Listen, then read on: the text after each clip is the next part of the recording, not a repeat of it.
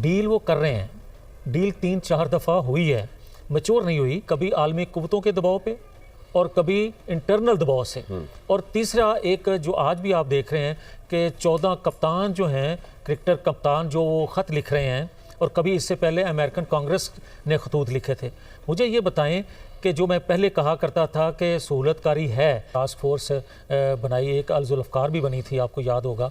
वो कभी ना उस जमात को फ़ायदा दिया करती हैं ऐसी टास्क फोर्स, ना अल-जुल्फ़कार या कोई मसल्ह जत्थे जद्दोजहद करने वाले लोग, बल्कि जमात को भी नुकसान पहुँचता है, रियासत को भी नुकसान पहुँचता है। इमरान खान अगर डील आज भी करे ना, आप यकीन करें 2 मिनट की बात है, किसी को कुछ करने की ज़रूरत भी नहीं पड़ेगी। मुलाकातें ज़ाहिर है अली गंडापुर साहब की ज़्यादा होती रही हैं सीएम साहब इमरान खान साहब के साथ,